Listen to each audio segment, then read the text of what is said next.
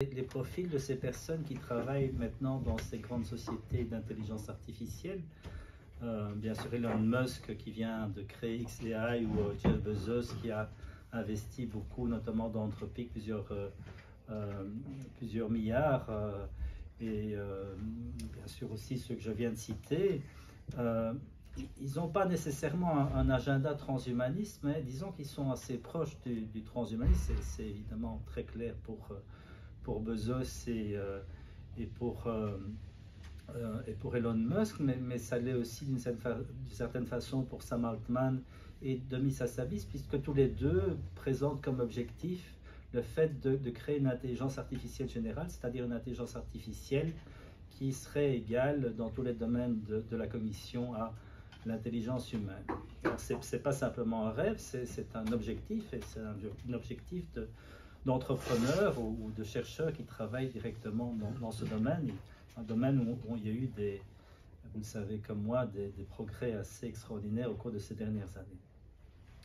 Alors, bon, le transhumanisme est bien connu, surtout ici quand on arrive à Strasbourg, dans le siège même des démons transhumanistes. Donc je plaisante, hein.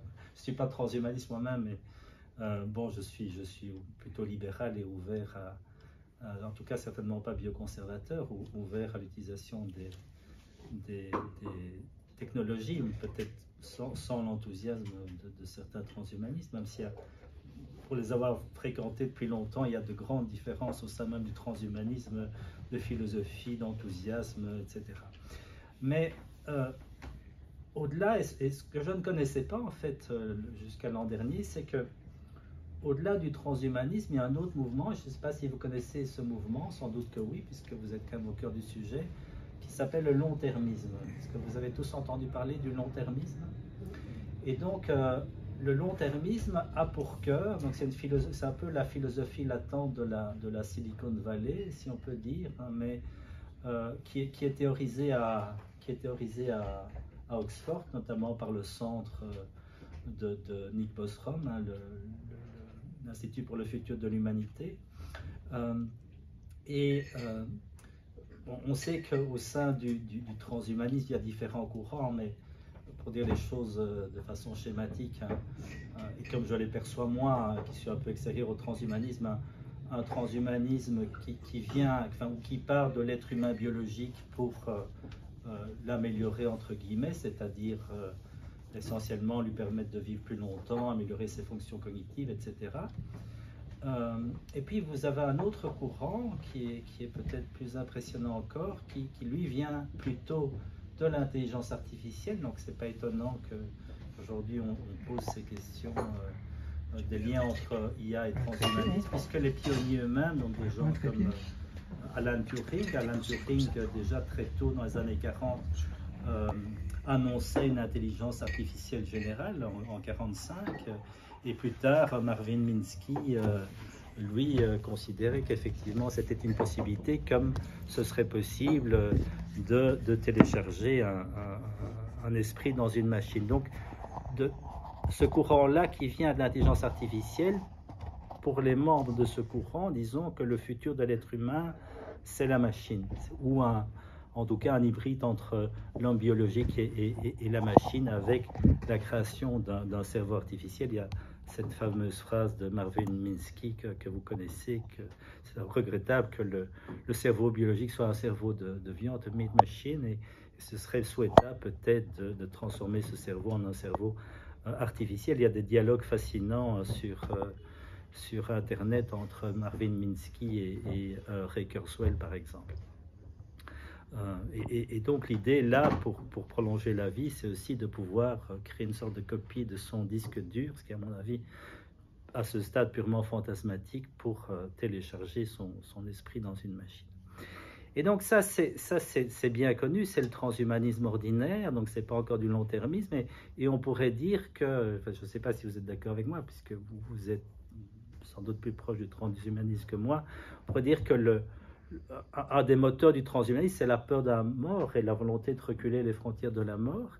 Mais vous observez la même chose au niveau collectif, c'est-à-dire au niveau de l'espèce humaine. Aussi bien il y a une peur pour l'individu de disparaître trop rapidement, sans épuiser tout son potentiel biologique, mais de la même façon, il y a la peur qu'il y ait une disparition de l'espèce humaine. Donc ce serait un peu idiot de devenir immortel et puis que l'humanité disparaisse à cause d'un météorite ou d'une mauvaise technologie ou du réchauffement climatique. Et donc il faut s'intéresser aux risques existentiels et essayer de prévenir ces risques existentiels, prévenir une catastrophe existentielle.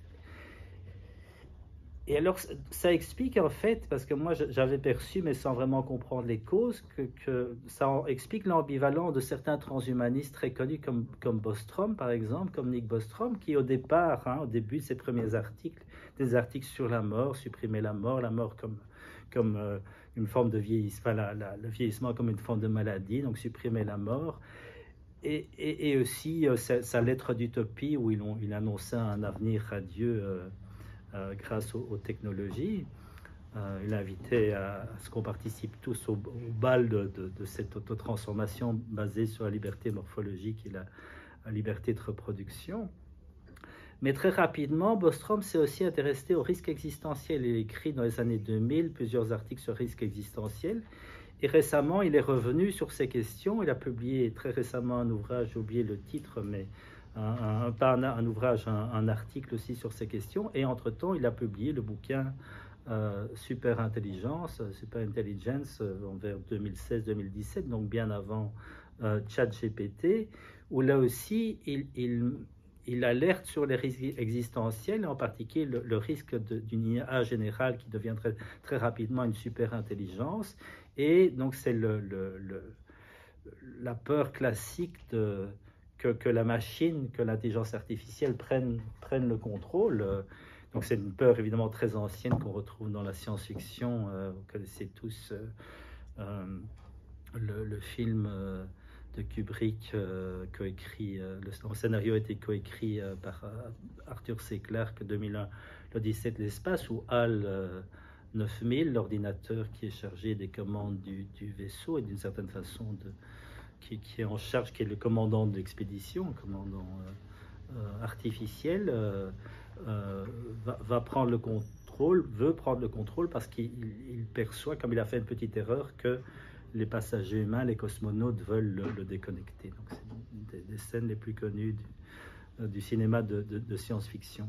Et dans les années 60, IBM, donc la firme IBM, pas l'ordinateur de HAL de science-fiction, la firme IBM a perçu qu'il y avait une inquiétude chez les citoyens et chez les acheteurs potentiels des nouveaux ordinateurs IBM. On est dans les années 60.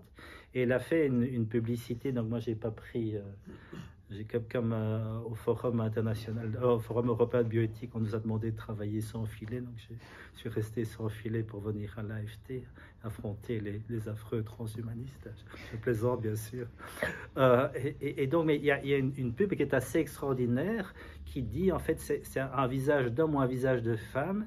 Et il répète cette phrase, c'est l'homme qui pense, ou l'humain qui pense, et c'est la machine qui travaille. C'est l'homme qui pense, c'est la machine qui travaille. C'est l'homme qui pense, c'est la machine qui travaille, pour dire que, d'une certaine façon, c'est toujours l'humain qui garde le contrôle, que la machine est là comme un outil subalterne.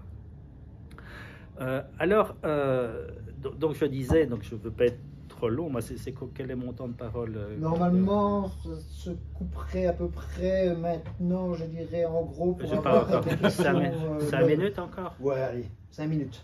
5 minutes. Moi je ferai en 5 minutes. Je peux faire plus court. Hein. Faut pas, ça ok, 5 minutes. 5 minutes, 20 minutes, sans problème. 5 minutes.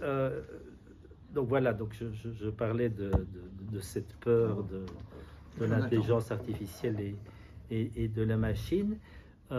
Et ces risques existentiels sont vraiment théorisés à Oxford, dans ce futur pour l'Institut de l'Humanité. D'ailleurs, des gens comme Musk ont investi beaucoup, ont donné beaucoup d'argent à cet institut. Comme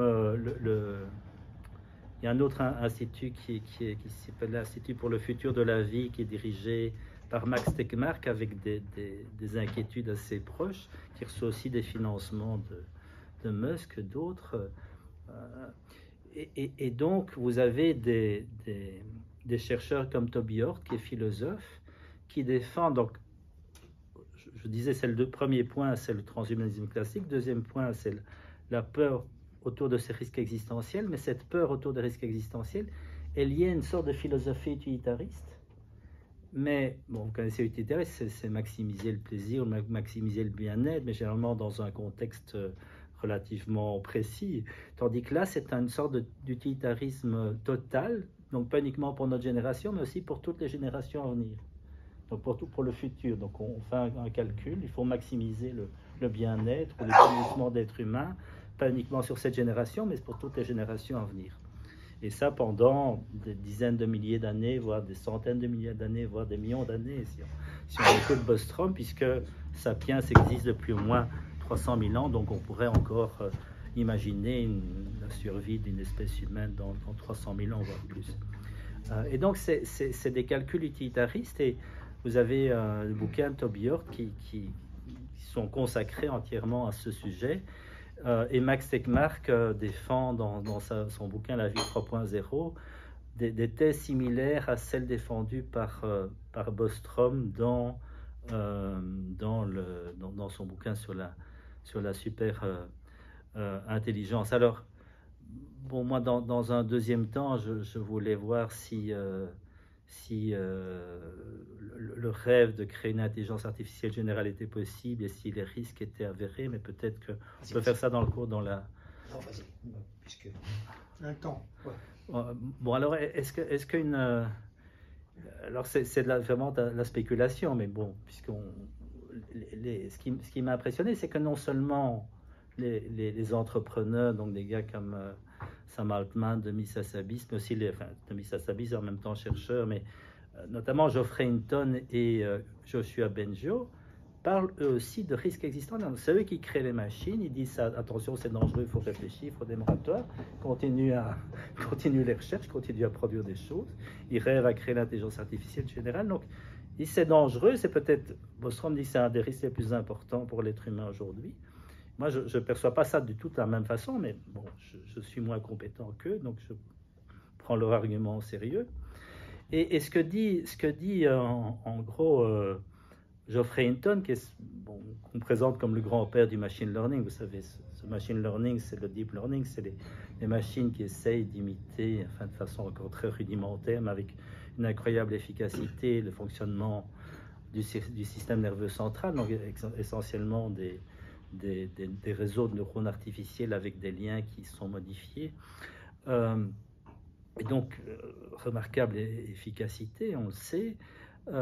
Et Geoffrey Hinton dit qu'en fait, ces algorithmes, parce que Geoffrey Hinton a travaillé pendant 30 ou 40 ans, il fait de la recherche dans ce domaine depuis 30 à 40 ans, surtout depuis une vingtaine d'années, puisque bon, le connexionnisme, en fait, ce type d'intelligence artificielle date des années 40 avec McCulloch et Pitts. McCulloch était d'ailleurs lui-même un neuroscientifique.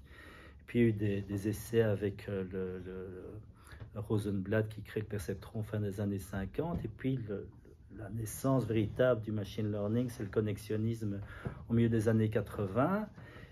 Et donc c'est les réseaux de neurones artificiels avec très peu de succès jusqu'au début du 21e siècle. Et ce n'est qu'au début des années 2000, grâce à la puissance des machines, on parle en pétaflops, c'est-à-dire des millions de milliards d'opérations par seconde et des millions de milliards de données qui sont analysées, qu'on va obtenir les résultats qu'on connaît, avec notamment la reconnaissance visuelle, la reconnaissance d'objets ou bien les modèles massifs de langage. Donc Geoffrey Hinton, qui est un des principaux chercheurs et qui a formé tous les chercheurs actuels en quelque sorte, c'est pour ça qu'on dit qu'il est le grand-père du machine learning, il nous dit aujourd'hui qu'il est inquiet alors qu'avant il n'était pas inquiet. Donc cette inquiétude date d'un an ou deux, quand il a perçu à la fois l'efficacité de ces machines et aussi il prétend, en tout cas il a l'impression, parce que même chez Geoffrey Hinton c'est un savant, mais en même temps il ne comprend pas tout à fait le fonctionnement de ses propres machines, et donc il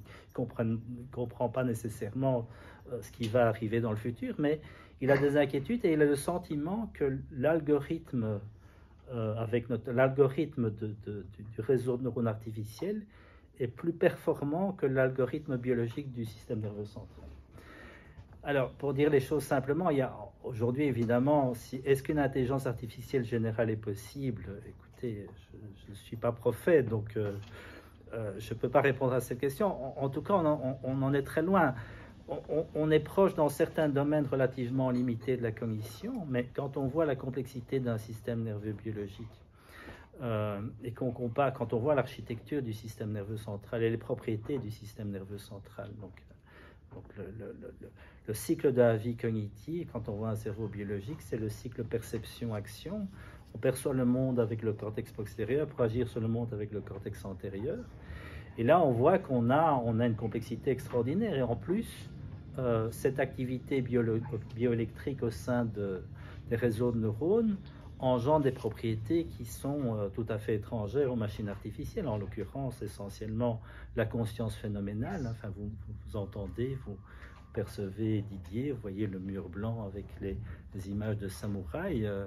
C'est une expérience intérieure, une conscience phénoménale qui évidemment n'existe pas, et qui n'est sans doute pas prête d'exister dans une machine, de la même façon que les émotions. Donc est-ce qu'on peut arriver à une intelligence artificielle générale sans conscience et sans émotion? Alors moi je suis assez sceptique, mais en même temps je suis époustouflé par les résultats de machines artificielles qui ne sont pas conscientes. Donc la question est ouverte, mais je pense qu'on en est très loin. Je vais m'arrêter ici. Je pense qu'on pourra poursuivre la conversation pour laisser mes amis Didier et Bernard. Merci Jean-Noël. Oui, et normalement pour information, donc on fait chacun un petit exposé, et puis après on se pose des questions en cas de divergence chacun, et ensuite ce sera à vous. Il est trop court, le film. Alors, ça, c'est forcément comme plus, l'association française transhumaniste, prise, par définition, technologiquement, la ça prise doit est pas du être mauvais beaucoup. côté. Tu peux me laisser plutôt ce siège-là parce que Faites. c'est bien, tout le monde me voit. J'espère que ça va marcher parce que c'était à l'origine. Bon, bon, ça va marcher, mais je veux dire, l'originel est sur un Mac, c'est Keynote, donc on va voir comment ça fonctionne. Voilà, c'est simplement ça. Ça, c'est la page de garde avec. J'ai mis une petite image d'un journal qui est paru récemment sur l'IA en général. Moi, je vais être plus terre à terre, si j'ose dire. C'est-à-dire que je ne vais pas parler de ces grands projets de téléchargement d'un esprit sur un ordinateur, bien qu'effectivement, c'est sans doute la meilleure façon d'être immortel si ça marche. Avec les risques après qu'on risque d'avoir de multiples copies de soi, donc une forme de clonage un petit peu particulier. Mais bon, ça, c'est encore beaucoup de la science-fiction. Donc, je vais plutôt vous parler du rapport entre IA et puis allongement de la vie, des êtres biologiques que nous sommes. Alors, je vais passer assez rapidement sur les nouveautés, mais c'est pour vous donner une idée. Puis je ferai quelques réflexions sur la façon dont les philosophes ont parfois essayé de résoudre les problèmes. Enfin voilà, vous allez voir. Donc d'abord, en parlant de risque existentiel, alors normalement, ça ne devrait pas paraître tout de suite, mais peu importe. Ça, c'est un typique thème de science-fiction. Vous avez des êtres biologiques qui ont construit des robots, qui s'appellent les ectrons, et qui se rentrent en guerre ensuite et essayent d'asservir leur créateur. Ça, c'est une assez mauvaise bande dessinée, mais que je lisais quand j'avais 10 ans à peu près. C'est quand en France, on s'est mis à faire des copies des bandes dessinées américaines, des cartoons américains. Il y avait la famille Rollinson dans l'espace. J'adorais ça à l'époque. Voilà, mais bon, c'est juste pour illustrer le fait que quand on parle de risque existentiel, c'est la première chose souvent à laquelle on pense, c'est qu'on va créer des êtres qui vont ensuite nous asservir ou nous détruire. Et avec le risque, évidemment, d'un retour à l'état de nature.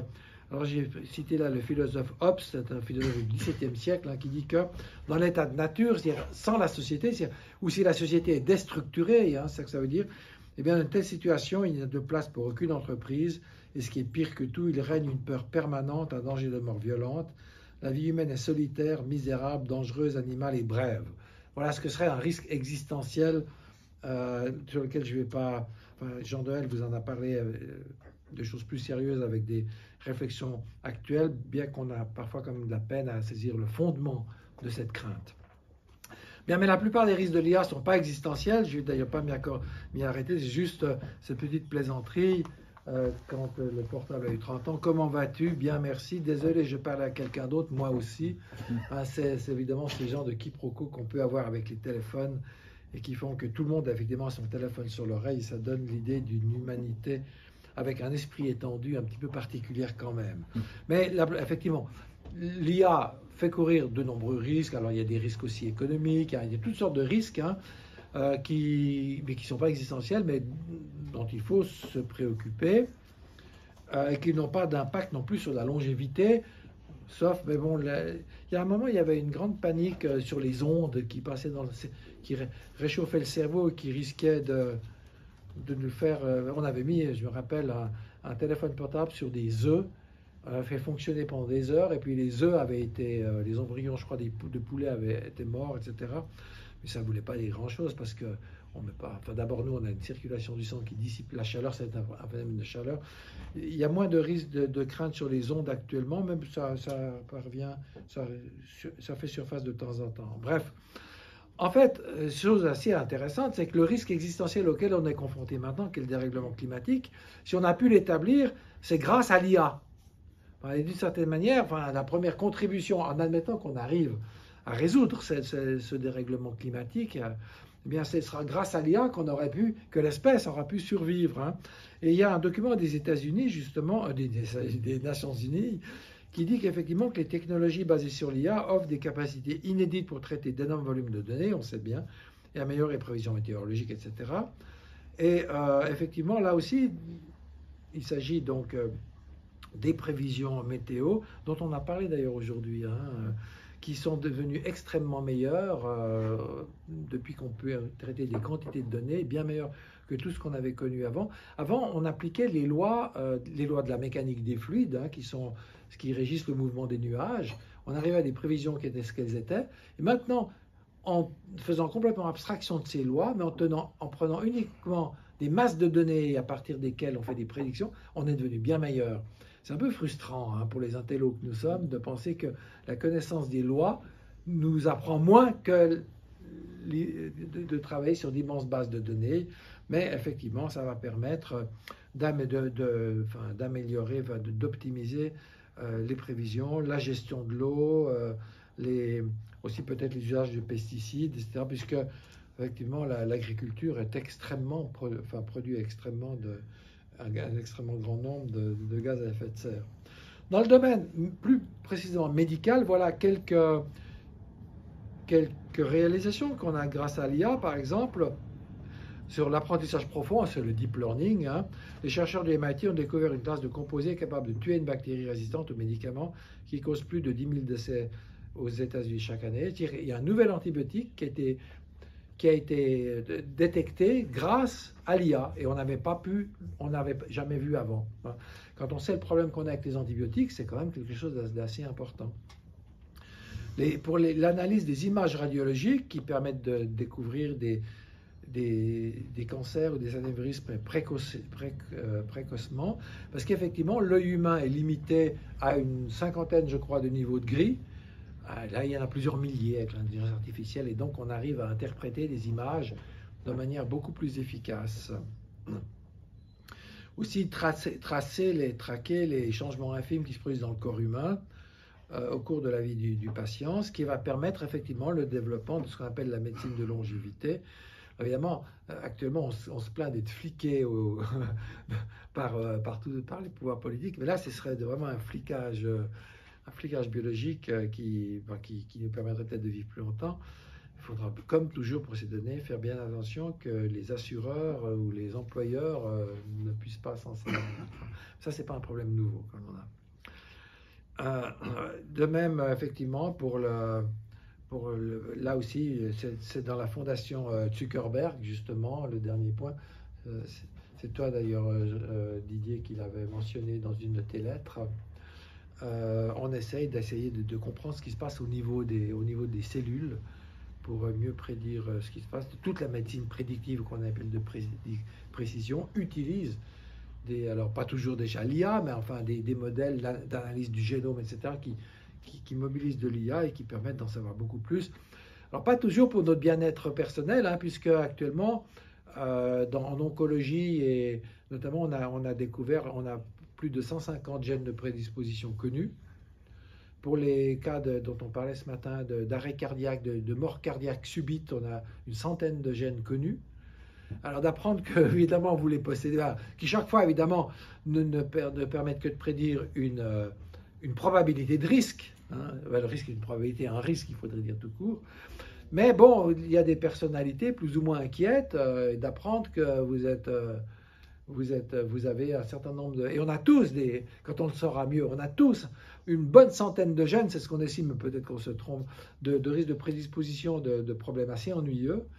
Voilà, est-ce que ça va peut-être contribuer à la longévité, mais pas forcément au bien-être. Et il y a peut-être là une espèce d'opposition entre les deux sur laquelle je reviendrai par la suite. Je signale juste pour votre gouvernement, parce qu'on parle de systèmes récents, mais déjà dans les années 70, entre Belges, on peut se comprendre comme ça, aussi entre Belges et Suisses, ou dans les années 70, eh bien, il y avait déjà un système qu'on appelait les systèmes experts. La première IA avait mis au point un logiciel qui s'appelait Mycin. Mycine en français, c'est évidemment le suffixe d'énormément de médicaments, d'antibiotiques. Hein. Et on avait déjà un système qui permettait de diagnostiquer des maladies de coagulation, de voir si les antibiotiques prescrits étaient adaptés, et qui faisait mieux que les médecins, que le médecin moyen. Donc c'est pas maintenant évidemment ça a explosé, hein, ça souligne évidemment des problèmes de responsabilité, mais on avait déjà ça à l'époque. D'ailleurs, je vous le dis juste en passant, on va de plus en plus, y compris dans le domaine de la médecine, avoir des problèmes d'attribution de responsabilité, parce qu'évidemment, les systèmes d'IA vont faire des prédictions, les médecins vont les suivre ou non. Imaginez ce qui va se passer, et quand ça se passe mal, hein, soit parce que le médecin a suivi l'IA qui s'est trompé, qui est responsable, hein, l'utilisateur, le fabricant, etc. Et puis, chose encore un peu plus compliquée, c'est que si le médecin ne suit pas l'IA, mais que l'IA avait raison, ben, il risque bien de se retrouver devant un tribunal. Donc le risque, c'est du conformisme qui s'installe, hein, c'est que les médecins vont éviter de prendre des décisions qui pourraient les mettre en danger. Et l'affaire va se compliquer d'autant plus qu'effectivement, ces modèles de l'IA sont capables de se reprogrammer eux-mêmes et donc d'échapper à leurs concepteurs, puisque s'ils modifient leur propre procédé de décision en fonction des problèmes qu'ils rencontrent, ben, bon, tout au plus, le concepteur aura une idée générale de ce qui s'est passé, mais la question de l'opacité, de la transparence, elle n'est pas nouvelle non plus. Joseph Weizenbaum, qui dans les années 60-70 avait été un des premiers pratiqueurs de l'intelligence artificielle, avait été mandaté par le gouvernement américain de réaliser le programme de riposte nucléaire automatique, parce que l'armée américaine s'était rendu compte que si les Russes lançaient leurs missiles, ils n'auraient pas le temps d'analyser les données humainement pour pouvoir y répondre. Et Weizenbaum donc a produit un logiciel de réponse automatique. Donc 20 ans après, il confessait qu'il ne se souvenait plus du tout comment il l'avait fait. On y a échappé. Mais évidemment, le risque, c'est la réponse intempestive. Bien, alors, quand on parle de médecine de longévité, effectivement, il y a toujours cette préoccupation éthique politiquement correcte qui, en ce qui me concerne, n'impressionne pas beaucoup. C'est de dire, oulala, mais ça va profiter qu'aux riches des pays riches. Comment faire pour que ce soit plus inclusif? C'est vrai, au début, ça va profiter aux riches des pays riches. Mais c'est le cas pour toutes les inventions médico-technologiques, depuis l'invention des lunettes au XIIIe siècle, que seuls les riches pouvaient se payer, jusqu'à l'invention ou la découverte de la pénicilline, qui n'a bénéficié au début qu'aux soldats de l'armée américaine. On était juste après la guerre. Mais très rapidement, ça s'est développé. Pourquoi? Parce qu'il y avait un intérêt public majeur. Et quand il y a un intérêt public majeur, les décideurs trouvent généralement les moyens de faire bénéficier à toute la population. Pas au niveau du monde entier, mais c'est toujours le cas maintenant. Hein. Si vous tombez malade dans certains pays africains, il faudra payer l'hôpital pour être pris en charge, sinon vous ne l'êtes pas. Hein, et vous ne bénéficierez pas évidemment de tout ce dont on bénéficie ici. Ça, à mon avis, c'est simplement, c'est non pas une raison pour supprimer le procédé là où il existe, mais au contraire de trouver des moyens de le déployer plus largement. C'est une objection qu'on fait aussi d'ailleurs au transhumanisme en disant c'est que pour les riches des pays riches, etc. Bien, alors maintenant une petite réflexion un peu plus philosophique, mais je suis philosophe et je fais de la bioéthique, donc il est clair que jusqu'à maintenant, actuellement, comme le dit Sartre, la nécessité d'être mortel fait partie de la condition humaine. Jamais personne n'y a réchappé. Bon, nous oui, jusqu'à maintenant, et on peut toujours espérer qu'on sera le premier à y échapper, grâce à Dieu c'est quoi, mais jusqu'à maintenant, tous ceux qui ont prédit leur propre immortalité, ils n'étaient pas très nombreux, ont été démentis par les faits. Alors évidemment, si on croit à l'immortalité post-mortem, là, le nombre de croyants sont encore extrêmement importants. Mais bon, ça ressemble un peu à du wishful thinking, enfin c'est mon avis, c'est-à-dire prendre ses désirs pour des réalités. Bien. Et la mort fait peur, effectivement, parce qu'elle est un mal et que la vie est un bien. On le sait depuis l'Antiquité. Dans une pièce d'Euripide, voilà ce qu'on lit. Ce ne sont que paroles en l'air, je le vois bien, quand les vieillards appellent de leur vœu la mort, en récriminant contre leur vieillesse et leur long bail avec la vie. Dès qu'approche la mort, aucun ne veut mourir. La vieillesse a cessé de leur être pesante. C'est quelque chose qu'on constate encore de nos jours, et c'est pas pour rien qu'il s'agit d'une sorte de description de la condition humaine. Euripide, donc, est un auteur dramatique, c'est pas un philosophe, hein, donc c'est une pièce de théâtre dans laquelle un des protagonistes dit ceci.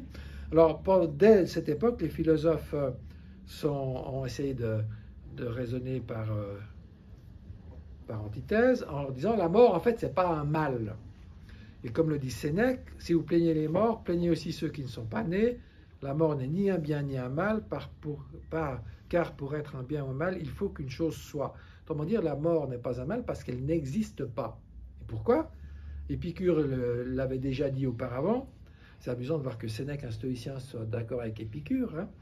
Celui de tous les mots qui nous donne le plus d'horreur, la mort n'est rien pour nous, puisque tant que nous existons nous-mêmes, la mort n'est pas, et que quand la mort existe, nous ne sommes plus.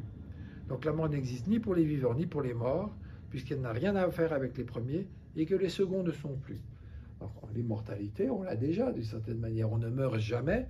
Mais bon, il y a assez peu de monde qui a été convaincu par ce type d'argument, hein, mais qui montre que dès l'origine de l'humanité, en tout cas de notre histoire, où il y en a des écrits, la mort est un problème, une sorte de scandale qu'on essaie de gérer tant bien que mal, et il y a la solution radicale, c'est effectivement celle des philosophes, c'est de nier le problème. Ils ne font pas toujours ça quand même. Hein, mais, ouais. Voilà, mais il est clair que, pour reprendre les termes de la discours qu'on a eu jusqu'ici, il y a quand même une sorte de trade-off entre la longueur de la vie et la qualité de la vie. Parce qu'on est tous d'accord de vivre plus longtemps, mais à condition de vivre bien. Et le philosophe Derek Parfit avait construit un petit raisonnement que je trouve assez convaincant, de dire, imaginez que vous ayez, avant votre naissance, le choix entre différents types de vie. Dans la première vie, vous vivrez 20 ans, mais vous aurez 100% de qualité de vie. La deuxième, vous vivrez 40 ans, mais vous n'aurez que 80% de qualité de vie. Je pense que beaucoup d'entre nous pourraient penser que le marché est tout à fait honnête. Hein. Puis vous continuez comme ça, 60 ans, plus que 3, etc. Et pour finir, vous avez une vie quasiment indéfinie, mais dont la qualité est pratiquement pire que l'annihilation. À un certain moment, on n'est plus d'accord. Hein. On ne sait pas très bien lequel. Peut-être certains sont d'accord jusqu'au bout, mais j'en doute, parce qu'évidemment, là, il s'agirait d'une vie dont la qualité est catastrophique dès le départ. Hein. On a quelques idées avec les maladies génétiques. Mais ça montre qu'effectivement, ce qui nous intéresse, ce n'est pas forcément uniquement vivre plus longtemps, mais c'est vivre plus longtemps dans une qualité de vie tout à fait acceptable. Alors c'est vrai qu'on n'est pas d'accord sur ce que c'est que la qualité de vie. Il y a différentes théories, et pour prendre le même Parfit, il y a les vieilles théories qui remontent à Épicure hédonistes.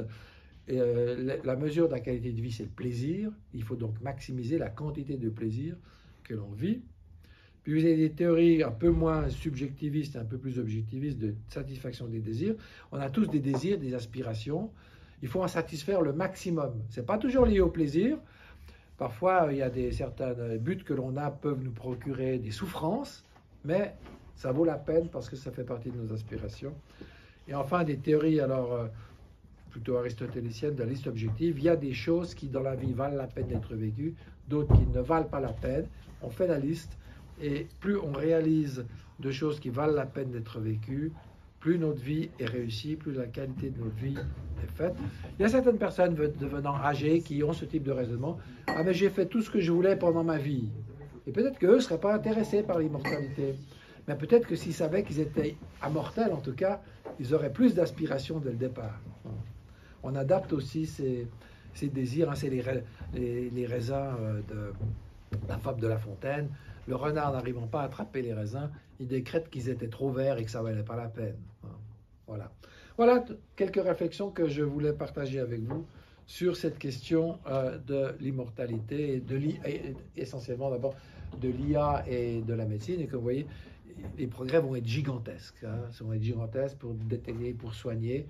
Alors, je ne sais pas comment ça va se mesurer en termes d'allongement de la vie. Hein.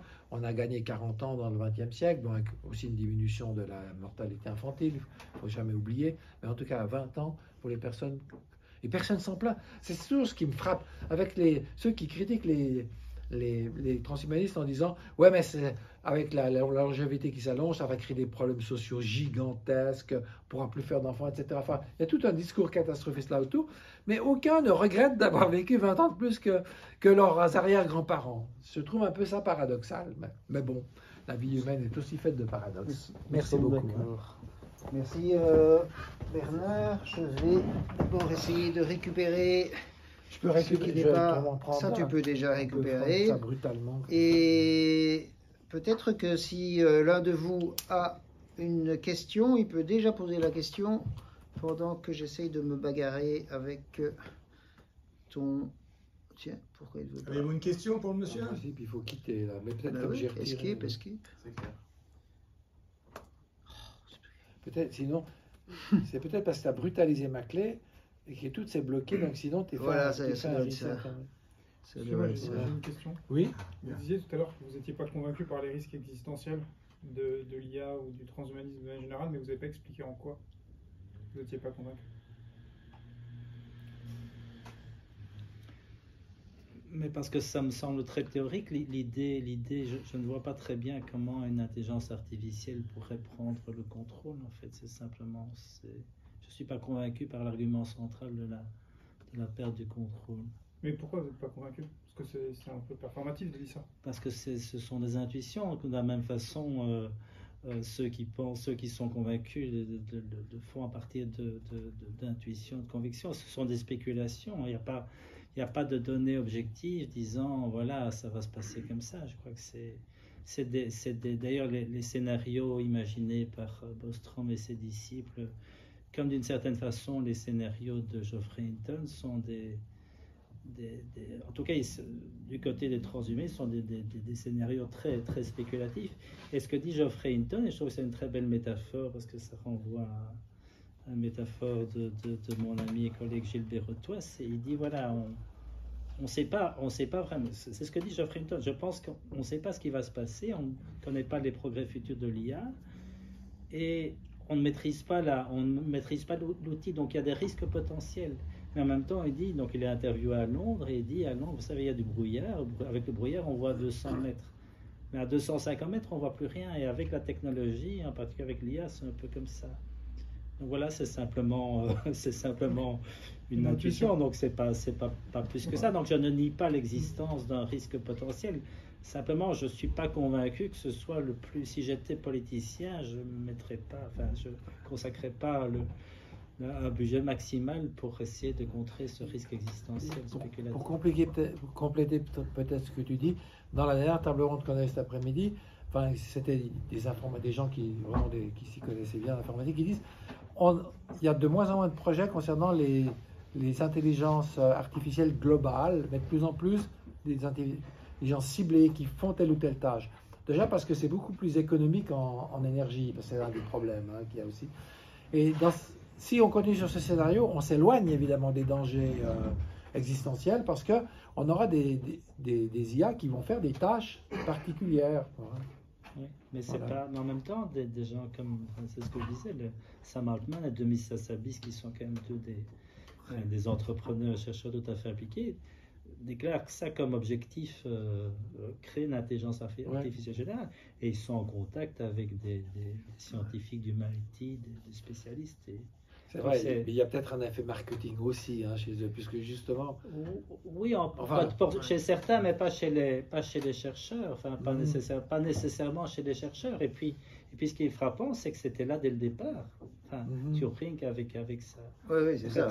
Très modeste machine Manchester Mark I, qui pouvait absolument à peu près rien faire, annonçait déjà l'intelligence artificielle générale. Donc c'est très...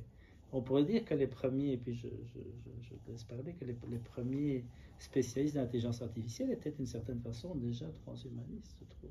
Moins certains.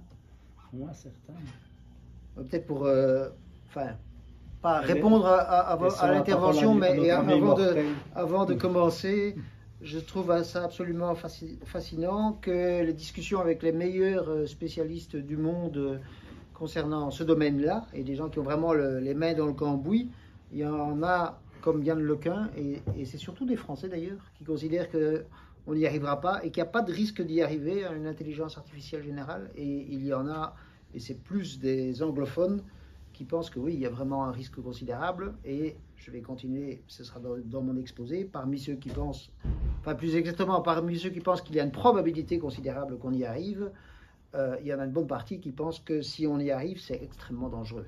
Voilà. Et c'est donc le thème de mon petit exposé.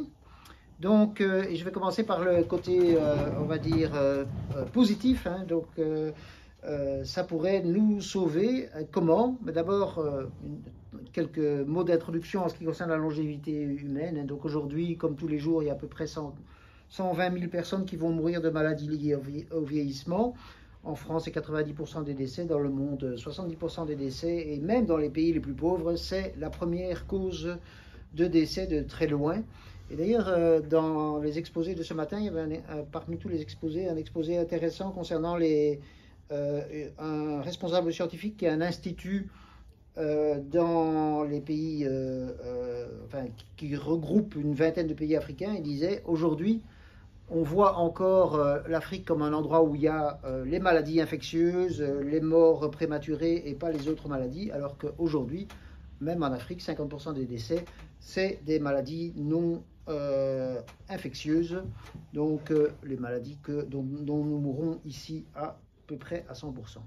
Vous savez que la durée de vie moyenne, mais pas tellement la durée de vie maximale, elle progresse régulièrement. Et en fait, si vous voyez les différences entre les pays, et ici c'est plutôt par continent, mais les différences entre les régions les plus riches et les régions les plus pauvres ont tendance à s'amenuiser et pas à augmenter comme on le pense suivant. Malheureusement, depuis 2019, on a une situation qui est toute neuve dans l'histoire de l'humanité post-Seconde Guerre mondiale. C'est que nous avons eu pour la première fois, donc là vous avez le schéma à droite qui est spectaculaire, ça c'est l'espérance de vie mondiale telle qu'elle a été en 20 et 21. On est maintenant remonté, on est probablement à peu près au même stade qu'en 2019 ou un peu avant. Donc les progrès technologiques, alors que depuis 2045 ils avaient toujours été liés à l'espérance de vie et d'ailleurs aussi au bien-être, mais là c'est plus difficile à mesurer, eh bien ça n'a plus été le cas à partir de 2019 et heureusement maintenant c'est peut-être de nouveau le cas. On meurt de 3 grandes catégories, maladies cardiovasculaires, cancer, maladies neurodégénératives, mais en fait quand on meurt généralement en France et dans les pays de l'Union européenne, même si c'est des maladies infectieuses, même si c'est des chutes, c'est en fait lié à l'âge. Donc, l'exemple du Covid a été le plus frappant. Je regardais pendant la période Covid, il y avait des statistiques assez précises en Belgique et il y avait 0, mais voilà, pendant un certain temps, 0 mort de moins de 25 ans. Et la probabilité quand on avait ou la Covid, comme vous préférez, à 80-90 ans, c'était 10-20%. Alors, quelques mots à propos des données massives et de l'intelligence artificielle. D'abord, ce dont nous avons besoin pour pouvoir faire fonctionner l'intelligence artificielle et pour faire fonctionner les recherches, c'est de faire des expérimentations et d'avoir un certain nombre de marqueurs. évidemment, le marqueur numéro 1 pour la longévité, c'est la durée de vie, ça c'est évident, mais aussi toutes sortes de marqueurs qui existent. Le problème de l'être humain, entre guillemets, c'est qu'il vit relativement longtemps. C'est le problème pour faire des expérimentations, mais donc quand on fait des expérimentations sur des rats et des souris, ça peut aller beaucoup plus vite. Et une chose qu'on pour moi ne saisit pas, c'est que ce dont on manque aujourd'hui, on ne manque pas de données de santé. Dans un pays comme la France, pour à peu près 100% des individus, il y a des données de santé en quantité tout à fait importante, mais on n'arrive pas à les partager pour toutes sortes de raisons, dont, on va dire, les règles légales, dont le fait qu'il y a des usages commerciaux. Enfin. Et donc, il y a par exemple, on considère que 30% des données massives dans le monde, c'est des données de santé. Il y a des centaines de milliers d'applications de santé, mais il y a 0 espace public citoyen pour partager les données de santé de manière collective, pour toutes sortes de raisons, et notamment d'ailleurs pour des raisons juridiques, pour le faire très court. Si vous voulez partager, ça va déjà être compliqué. Si les chercheurs veulent utiliser vos données, ça va être encore plus compliqué. Et s'ils veulent publier avec vos données, on va leur dire ah non, c'est pas éthique. Voilà. Alors qu'il y a largement assez de données pour savoir quel test devrait démarrer tout de suite et quel test pourrait donc obtenir des petits progrès de longévité et même préparer des progrès de rupture. Du côté extrêmement positif, il y a ce qu'on appelle l'espace européen des données de santé, EHDS en anglais. Donc c'est une réglementation qui comprend 3 grands principes: interconnectivité des bases de données au niveau évidemment de l'Union européenne. L'idée qu'ils appellent, que j'aime bien le terme, j'aime bien le terme, mais j'aime bien le concept de base de données altruiste, c'est-à-dire que ces bases de données ne peuvent pas être gérées par des sociétés commerciales et surtout il n'est pas autorisé d'avoir des utilisations pour autre chose que des recherches scientifiques et partageables avec des scientifiques. Donc, la première législation, elle date, ou plus exactement, la législation qui a été présentée par la Commission européenne datée du 3 mai, et tout récemment, donc le 13 décembre, un texte a été voté par le Parlement européen, qui changeait un petit peu, qui était un peu différent du premier texte, mais quand même globalement le même. Et maintenant, c'est dans ce qu'on appelle pour l'Union européenne en trilogue, donc un dialogue entre le Parlement européen, la Commission, le Conseil, pour essayer d'arriver à un texte. Et si ça arrive à ce texte, j'espère que ça va permettre des accélérations des recherches. Une des grosses difficultés et une des grosses raisons pour lesquelles on a besoin d'intelligence artificielle, c'est tout ce qui est, on appelle ça parfois trash in, trash out. Donc quand vous avez des données, si vous avez un petit problème dans les données et que vous l'examinez avec on va dire un système qui n'en tient pas compte, eh bien à la sortie vous aurez des données inutilisables. Un des aspects qui est particulièrement problématique dans, on va dire, le monde occidental, c'est que les logiciels sont des logiciels commerciaux, payants, et qui peuvent être différents d'une personne à l'autre. Et quelque chose qui pourrait être aussi problématique, c'est le fait que, dans certains cas, on permet aux citoyens, on peut avoir la discussion par rapport à ça, mais de ne pas partager leurs données de santé, sachant que les personnes qui vont ou ne vont pas partager les données de santé ne sont pas des citoyens moyens. Donc on a des billets. Ok, ChatGPT, on doit parler de ChatGPT quand on parle d'intelligence artificielle. Donc pour le moment, c'est insuffisant pour vraiment faire des recherches de longévité, mais il y a cela, qui est un projet qui est soutenu par l'organisation dont je suis coprésident, qui vise, on va dire, dans une situation, c'est un ChatGPT orienté vers la longévité, et l'objectif ultime, ce sera de mettre, on va dire, des données de santé massives, celles dont je vous ai parlé, mais aussi des articles scientifiques dans le système pour que des chercheurs puissent les utiliser. Ok, ce que je souhaite en passant, c'est pas de brevet et pas de vente de données médicales, ça s'éloigne un petit peu de la question de l'intelligence artificielle, encore que, et en tout cas avec tout ce qui est payé avec de l'argent public. Je vous invite la prochaine fois que vous allez à la pharmacie avec votre carte, c'est Vital en France, Vital, à vous rendre compte que dans à peu près une pharmacie sur deux, en fait, vos données de santé vont être remises à une multinationale américaine qui s'appelle IQVIA. Théoriquement, vous avez donné votre consentement, mais en fait, dans la plupart des cas, vous n'en savez rien. Et ces données médicales sont revendues après à des chercheurs. Pour moi, c'est fou que toutes ces données, vu leur, on va dire, leur valeur de vente, enfin c'est pas de vente, c'est de mise à disposition, que toutes ces données sont de moins en moins partagées. Et donc dans un système dans lequel il n'y aurait pas la possibilité de vendre les données et il y aurait le principe que ce soit accessible à tous les chercheurs, ça fonctionnerait à mon avis beaucoup mieux. Alors maintenant, le côté pile, les risques de l'intelligence artificielle, donc c'est ceux qui peuvent mettre fin, risques existentiels, c'est ceux qui pourraient mettre fin à l'humanité dans son ensemble. Hein. Donc c'est pas tuer 99% des humains, mais tuer 100% des humains. Il y a les risques existentiels naturels d'abord, donc ceux-là, c'est, par exemple, il y a des risques de type terrestre, super volcan, super tremblement de terre, super pandémie. J'avais écrit ça dans un exposé avant le Covid. Il y a les risques extraterrestres. Hein, vous savez que ça a mis fin.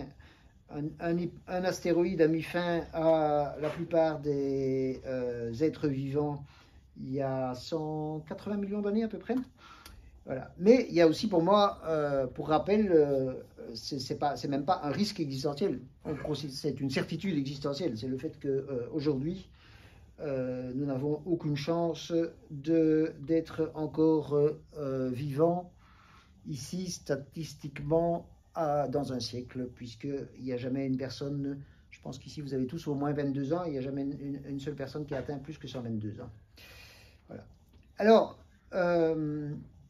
pour moi, le risque, pour moi et pour beaucoup de transhumanistes, et c'est peut-être un peu paradoxal que c'est pour plus pour les transhumanistes que pour les autres citoyens, le risque d'une intelligence artificielle générale qui détruirait l'humain ne me paraît pas quelque chose de négligeable.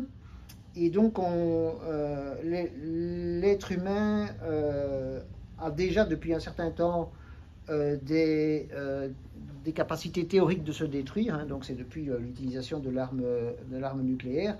On est dans une période d'accélération technologique absolument gigantesque. Ça, je ne vais pas vous refaire cette petite description-là qui est, je trouve, toujours spectaculaire. Hein, enfin, non, quand même. Vous mettez l'histoire de... l'ensemble de l'histoire de la vie en une année, et donc les premiers ancêtres de l'homme arrivent le 31 décembre à midi, et la première utilisation de l'arme nucléaire s'est faite à 23h59 minutes et 59 secondes.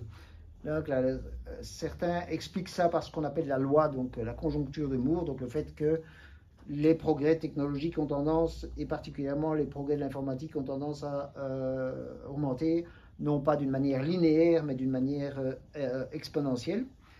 Du côté positif, il y a toutes sortes de choses. Du côté négatif, il y a qu'aujourd'hui est le jour, puisque dans les progrès technologiques, il y a aussi des choses dangereuses, aujourd'hui est le jour le plus dangereux de l'histoire de l'humanité.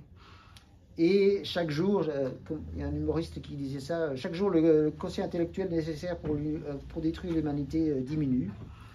Et par rapport aux choses qui doivent nous inciter à du pessimisme, j'aime bien le paradoxe de Fermi. Je suppose, enfin ceux qui ne savent pas ce qu'est le paradoxe de Fermi, c'est le fait que pour autant qu'on sache, on est seul dans l'univers.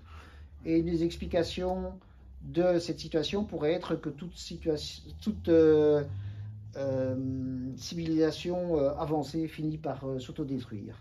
Donc alors maintenant, les risques de nous autodétruire, il y a réchauffement climatique qui tournerait vraiment mal. Il y a les risques biologiques, donc l'invention de virus qui nous détruirait. Il y a, et là je pense que c'est un risque existentiel qui existe déjà depuis plus de 70 ans, et donc l'utilisation d'armes nucléaires.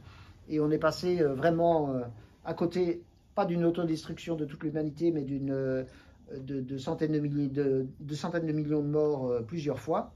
Il y a ce qu'on ne sait pas encore, les unknowns, disent les anglophones, et puis l'intelligence artificielle. Donc l'intelligence artificielle, je ne peux pas rentrer dans les détails, et si vous n'êtes pas convaincu, je vous conseille notamment la lecture du livre qui a été cité de Nick Bostrom, qui par ailleurs est un des fondateurs du transhumanisme, Super Intelligence, où il vous explique en 300-400 pages toutes sortes d'hypothèses. Donc il y a évidemment l'IA type voulant détruire l'humanité, entre guillemets, qui détruit l'humanité par conséquence non voulue d'un processus voulu, qui détruit l'humanité par conséquence d'un processus qui a été créé par l'intelligence artificielle, et puis tout ce qui est catégorie bug, qui détruit l'humanité vraiment par erreur, quoi. Tout cela, je voudrais quand même dire rapidement deux choses.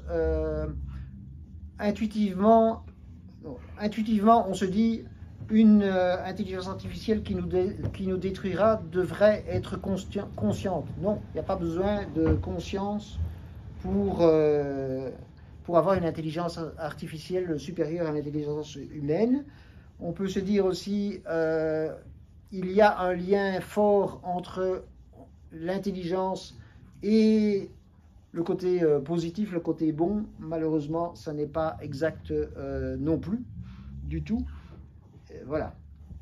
Et alors, il y a pour moi, à partir du moment où on considère, comme on considère un nombre important de spécialistes de l'intelligence artificielle, donc on considère qu'il y a réellement un risque existentiel, c'est très difficile de choisir qu'est-ce qu'on va faire. Donc, comment accélérer, c'est pas le bénéficiaire, c'est les bénéfices, comment accélérer les recherches avec des bénéfices plus rapidement que les recherches dangereuses, extrêmement compliqué.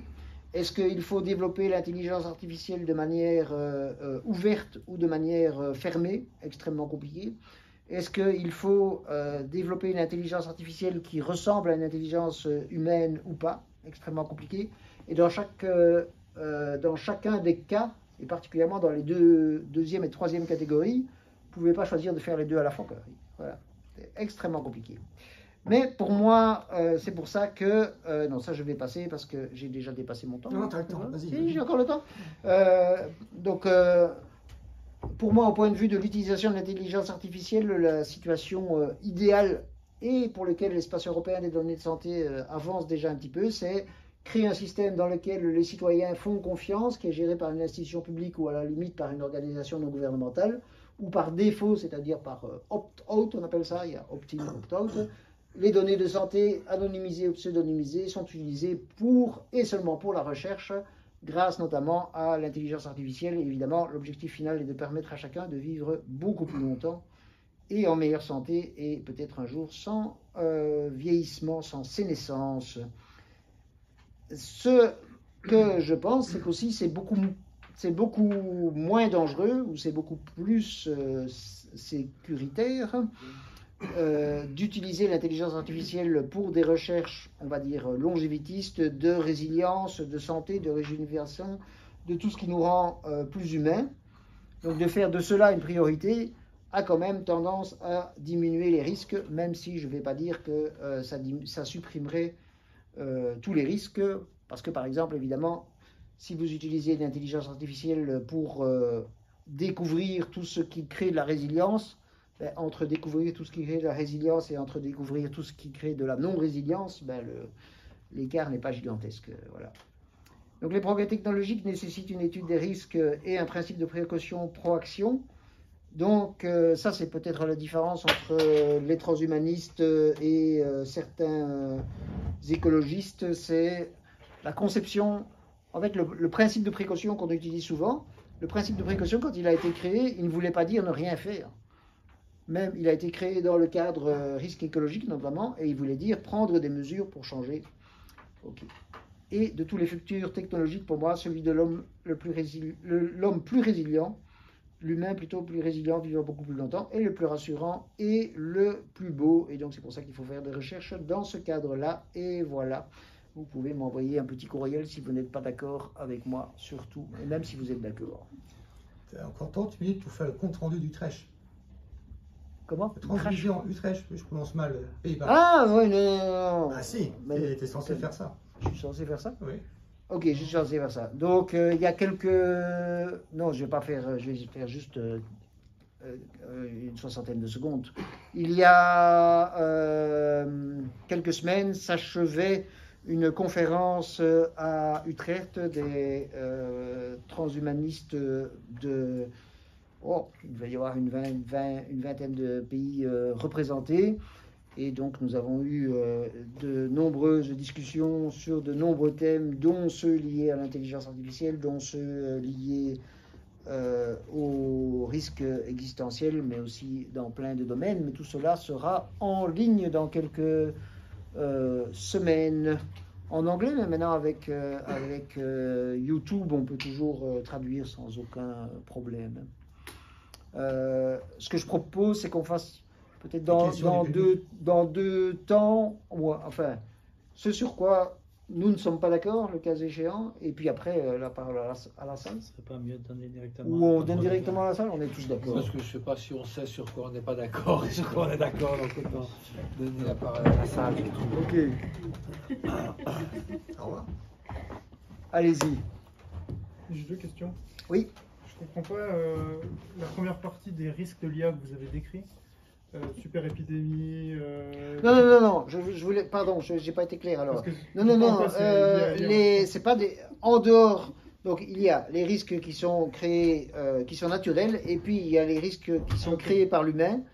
Et dans les risques qui sont créés par l'humain, il y a ces risques-là, et puis il y a les risques liés à l'intelligence artificielle. Ok, d'accord. Donc ça clarifie. Le deuxième point, c'est que vous avez dit aussi qu'il n'y avait pas besoin que l'intelligence artificielle ait une conscience pour qu'elle détruise l'humanité. Vous pouvez expliquer en quoi? Ah oui. En fait, ça me frappe, ça m'a frappé dans les débats ici à Strasbourg.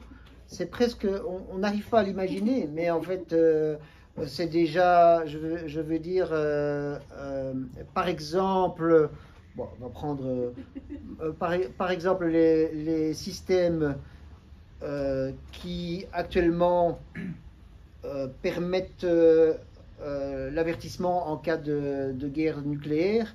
Ben, s'il y a des bugs, ils pourraient créer une guerre nucléaire. Ça, c'est un premier exemple. Mais aussi,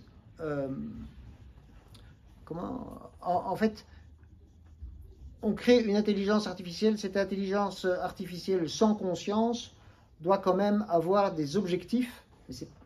Objectif, on imagine ça forcément avec... comment est-ce qu'on pourrait utiliser un terme qui ne suppose pas la conscience?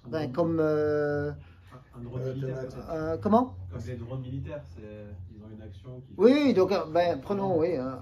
Mais ok, ce que je voulais continuer à dire, c'est pour réaliser un objectif, l'intelligence artificielle a des objectifs intermédiaires. Parmi ces objectifs intermédiaires, il y a presque obligatoirement la conservation.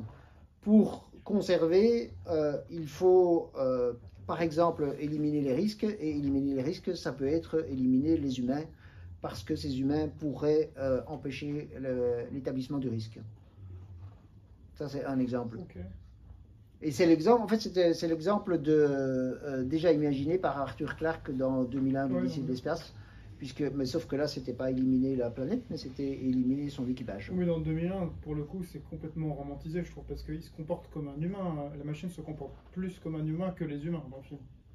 Il y a un côté complètement émotionnel où au moment où elle se fait désactiver, enfin c'est... Oui, effectivement, au moment où la machine se fait désactiver, là, elle a un comportement qui est un comportement... Pour le coup, on a l'impression qu'elle a une conscience. C'est pas clair, parce qu'effectivement, il y a un dialogue entre la base, je ne sais pas si c'est Houston, en tout cas la Terre et le vaisseau, et on demande si la machine est consciente.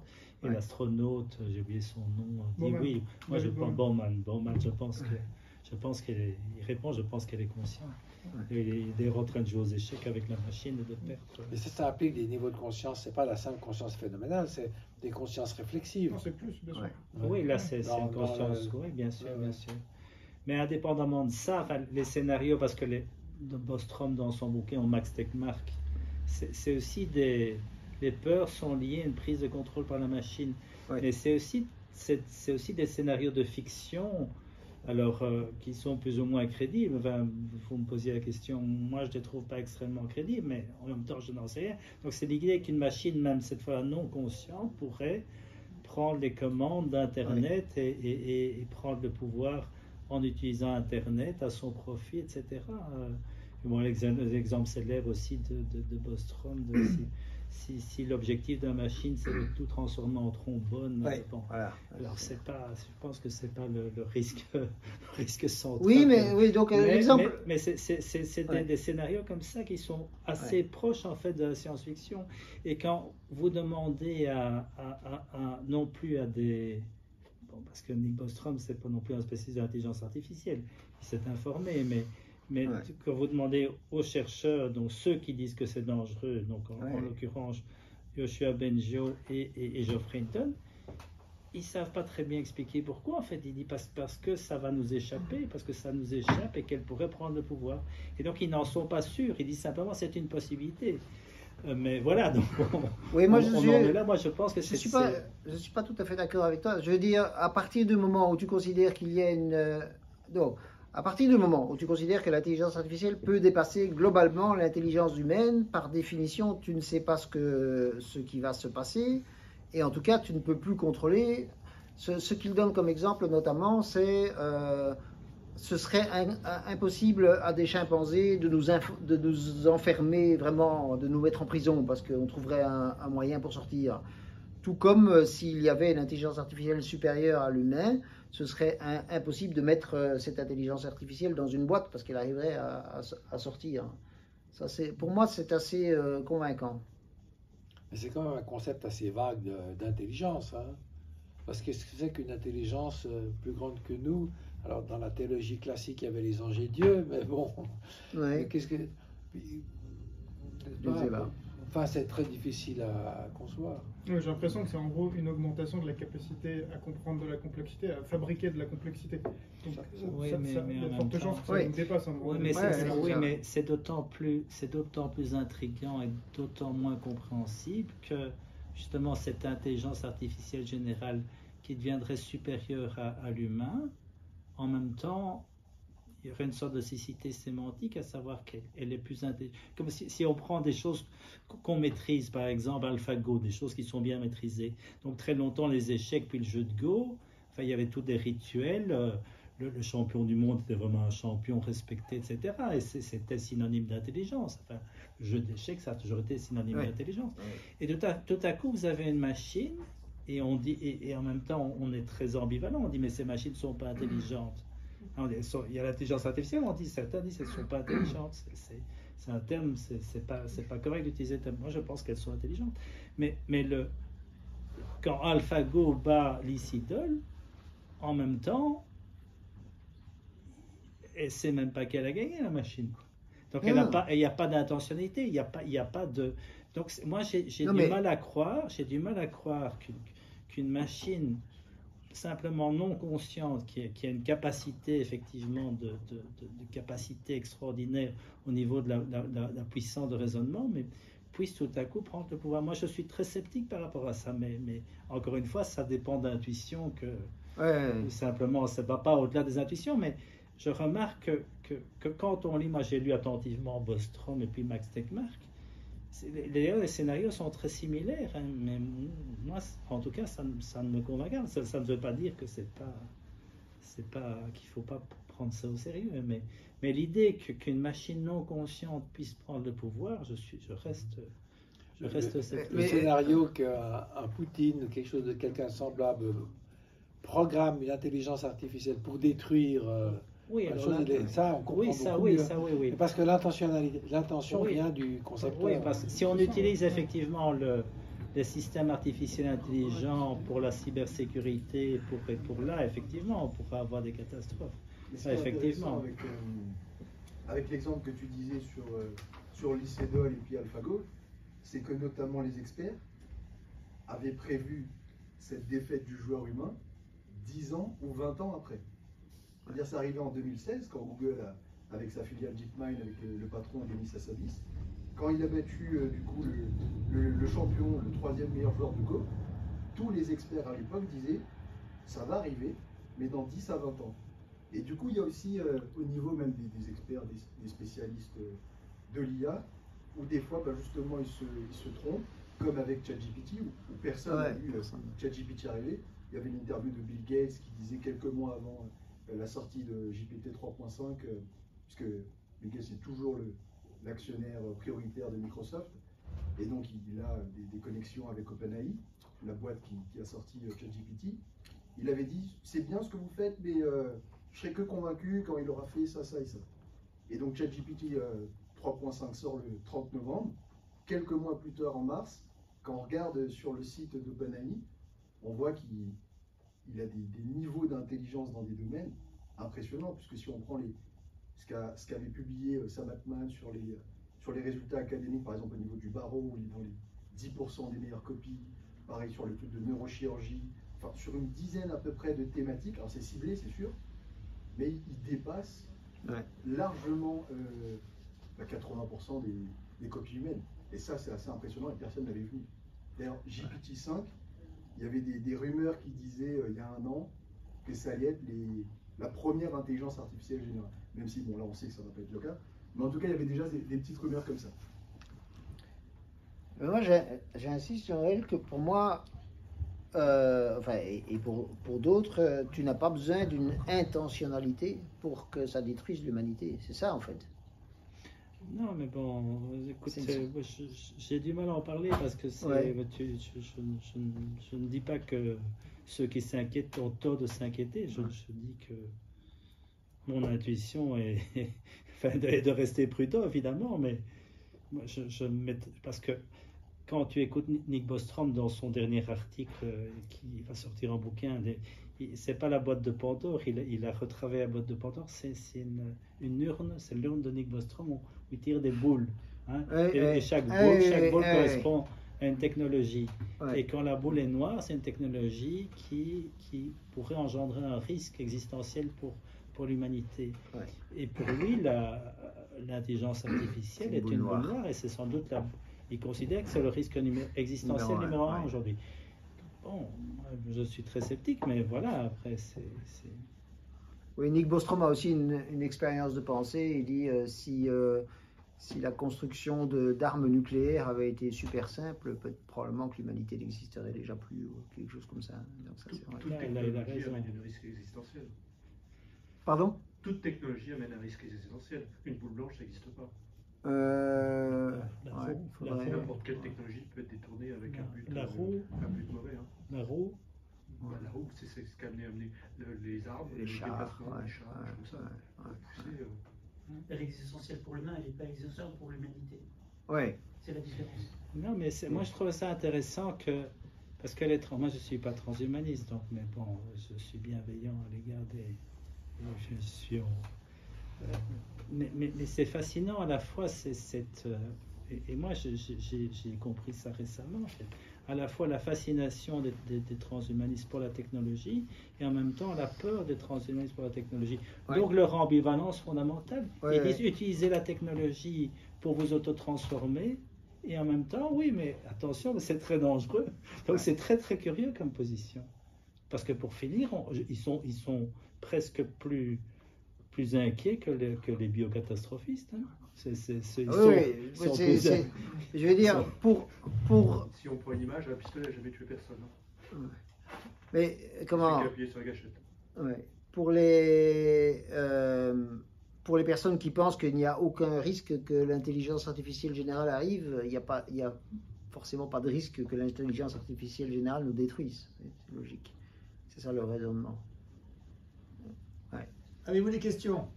Questions, remarques, désaccords, accords? Allez-y, levez le bras. Ouais, puis... Moi, je viens du Japon et j'entends très souvent des cas qui sont déjà digitalisés, surtout dans le cadre de l'utilisation de robots dotés de déjà intelligence artificielle.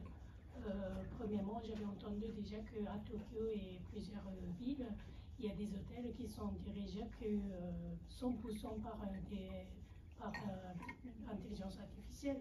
Ce sont des robots qui vous accueillent à l'accueil et vraiment tout est fait voilà, automatiquement.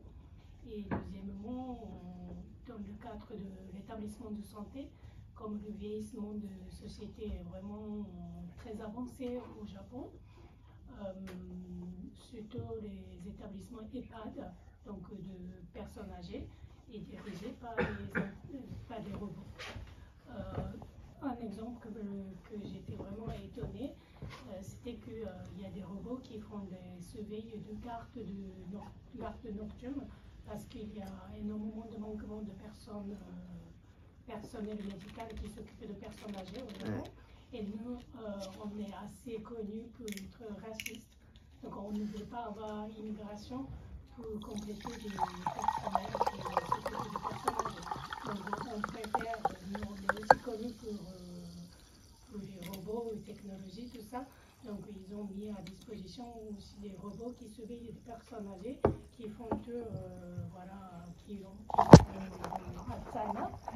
la promenade dans l'établissement comme ils veulent, mais les robots qui sont dotés de reconnaissance faciale, qui vous suivent, qui vous dit jusqu'à retenir la chambre de chacun, et ça m'a fait un peu peur d'être surveillée par les robots.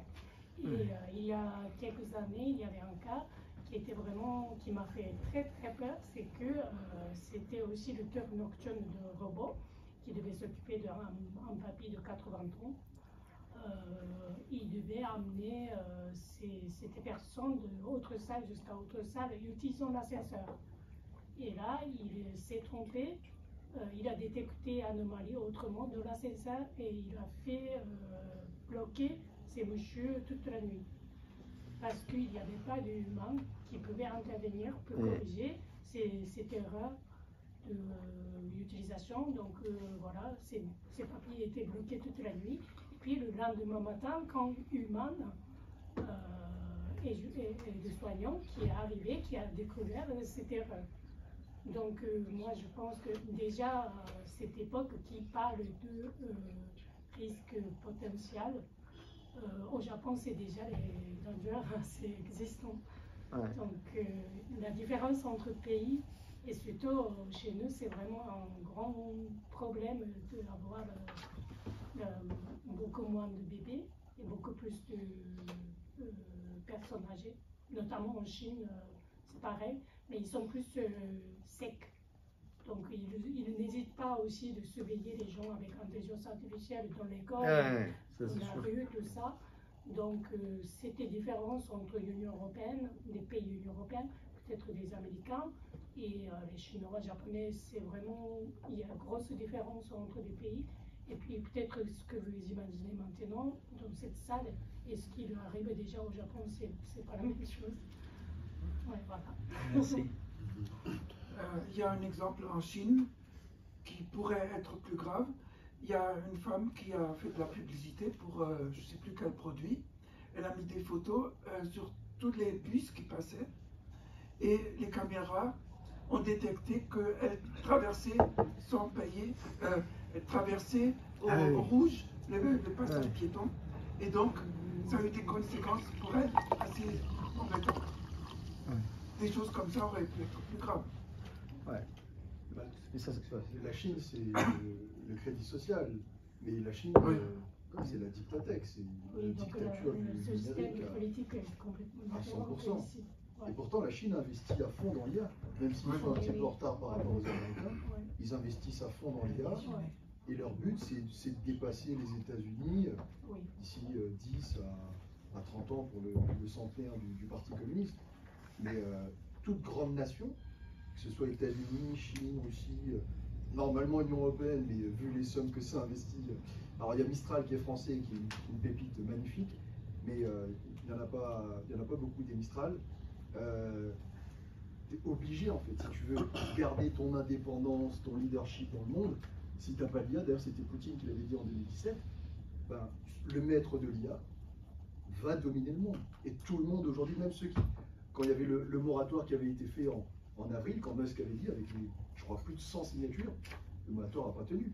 Personne ne va tenir un moratoire. Les gens vont peut-être faire semblant au début, mais personne ne va tenir un moratoire, parce que quand tu as l'IA dans ta boîte, quand Microsoft, quand Apple, quand Google, quand les GAFAM ont l'IA, ça va engranger énormément de bénéfices et énormément de pouvoir. Et c'est ce qui va te permettre ensuite, parce qu'il y a beaucoup de risques, ça c'est vrai, il y a aussi beaucoup plus d'opportunités. La fin des maladies, les voitures autonomes, enfin, les changements de la société. Et ça a été écrit par des futurologues ou scientifiques depuis des décennies, quand on disait Marvin Minsky, ou Kurzweil, ou Bostrom, enfin, il y en a des dizaines. D'ailleurs, même Lequin, qui est titulaire du Turing, le prix on va dire Nobel de l'IA, à chaque fois qu'il passe sur France Inter ou en France, il dit toujours l'IA déjà c'est globalement positif, le directeur scientifique en chef chez Meta, et surtout elle va dans tous les cas dépasser l'intelligence humaine. C'est une question en fait d'année. En général, les experts de l'IA, ils ne sont pas d'accord sur l'année. Il y en a qui disent plutôt dans 5 ans, plutôt d'autres dans 10 ans, plutôt d'autres dans 30 ans, mais tout le monde est à peu près d'accord sur le constat. Justement, on revient peut-être sur les risques systémiques. Ah oui. D'accord. Parce que là, on a été quand même sacrément sorti. Tu as une question, je crois. Oui, moi, si je m'attache à ton discours, dans le sens que, pour moi, ce sont des risques existentiels qui n'ont pas... On aime bien se faire peur. Se faire peur. Mais la machine est déjà lancée depuis qu'on a inventé les calculettes. Oui, ça c'est sûr, c'est sûr. On a inventé les ordinateurs, on le savait déjà dans les premières années 90, Terminator, toute la filmologie, toute la science-fiction, les livres qui ont parlé de ça. On se pose ces questions depuis très longtemps.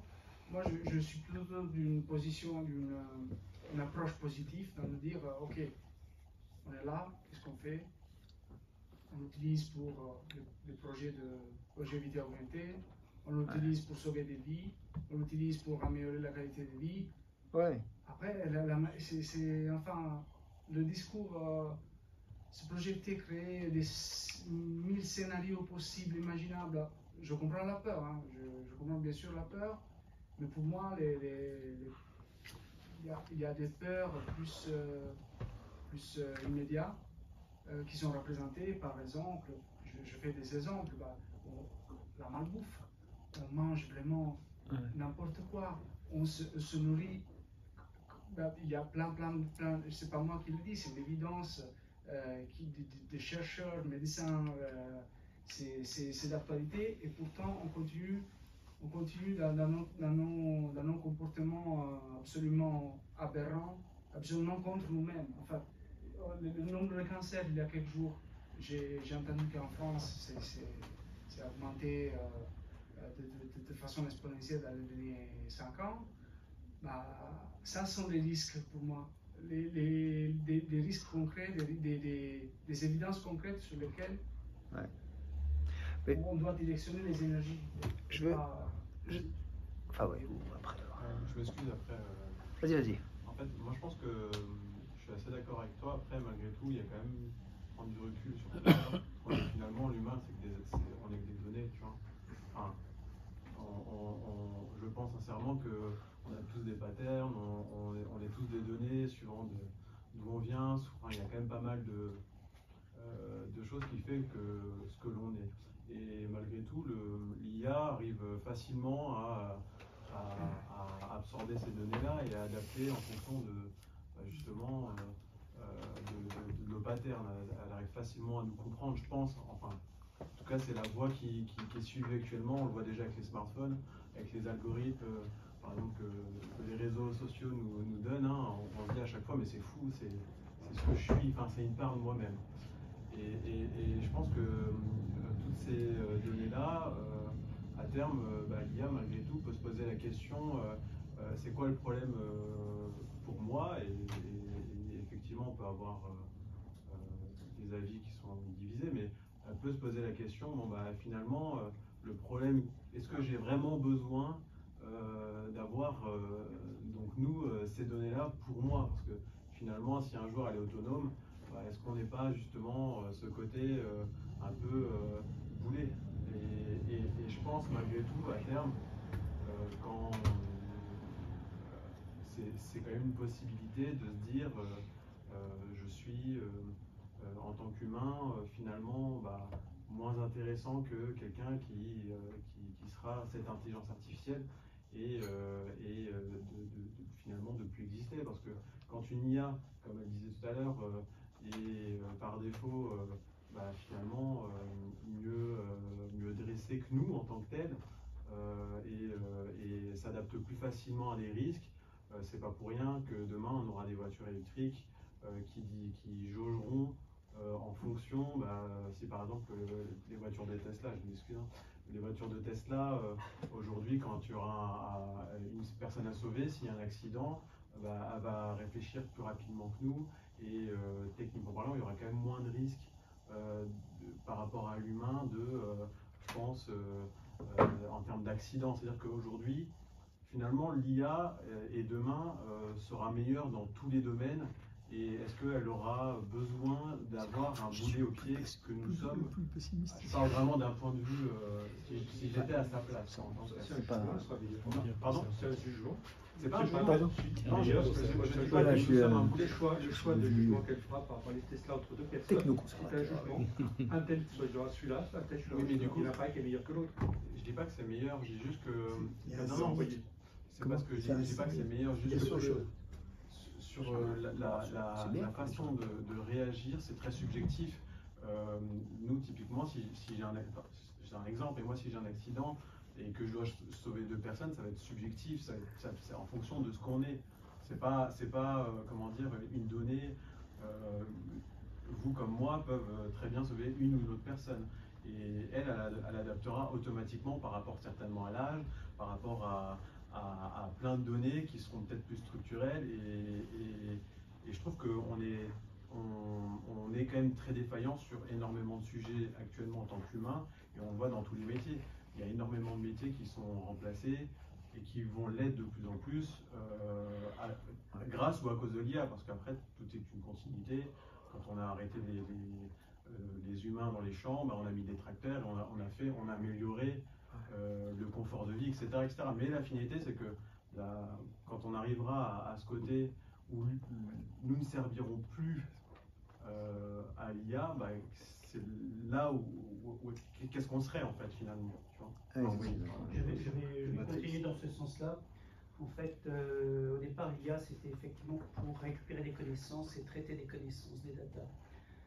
Puis on a vu l'IA adopter, et ça dans tous les silos de connaissances.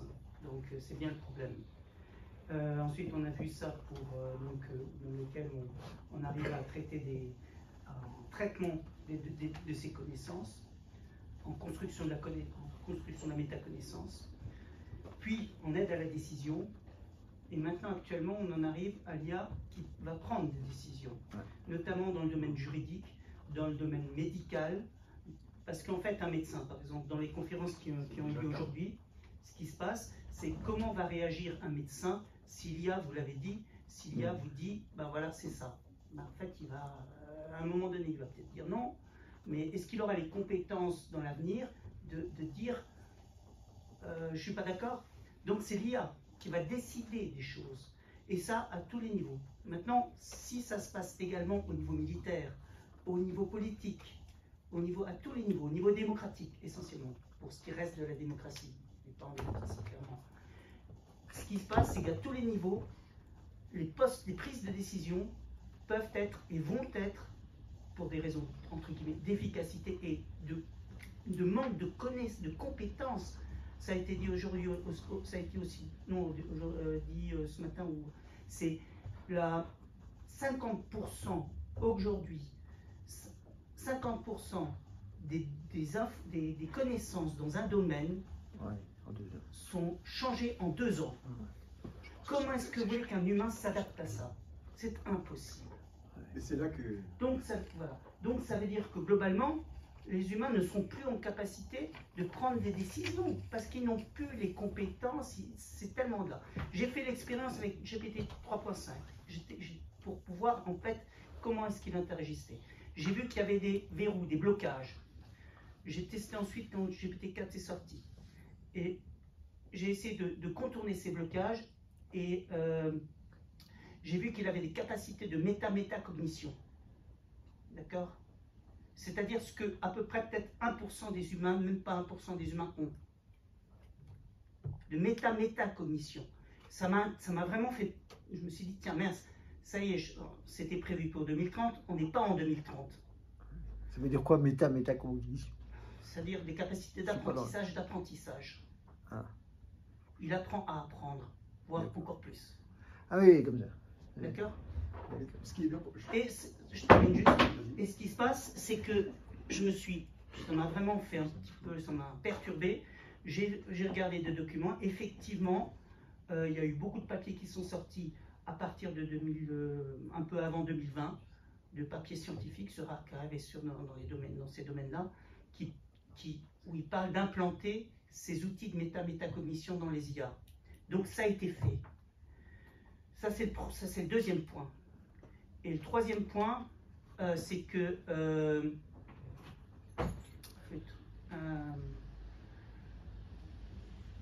Il n'est pas encore une IA.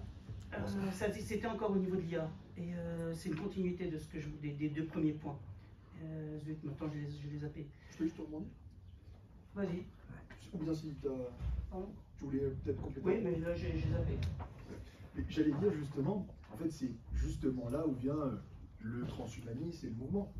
C'est-à-dire, à partir du moment où tu sais que tu as l'IA qui va devenir de plus en plus maligne, intelligente et surtout transversale dans tellement plein de domaines, notre cerveau, c'est sûr qu'il ne peut pas faire la différence, il ne peut pas être compétitif. Et donc c'est là où tu as justement énormément de courants de pensée, où d'ailleurs tu as Elon Musk en fait, qui avec Neuralink, l'implant intracérébral, alors dans la première version, dans les premières parties, il a dit c'est pour soigner toutes les maladies mentales, mais ensuite la deuxième version, c'est l'humain augmenté.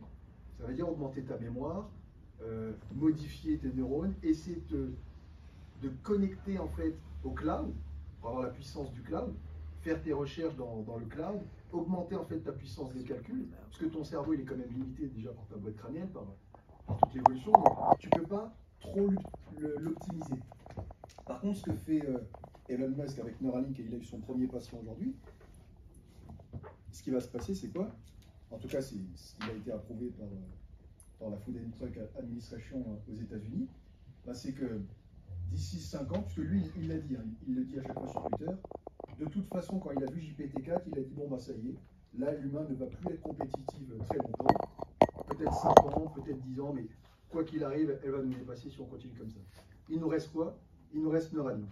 Et donc l'implant intracérébral, qui est en première partie pour soigner les maladies mentales, et en deuxième partie pour nous augmenter, pour être compétitifs face à l'intelligence artificielle. Voilà. Camarades, merci à vous. On est arrivé à l'heure, désolé, hein, c'est 21h30. C'était très intéressant. Merci aux 3 conférenciers. Merci à vous. Alors justement, il va compléter, mais en bas. Voilà, à la table en bas, parce qu'il faut qu'on évacue. Donc merci à vous, rangez vos affaires et allez-vous en bas.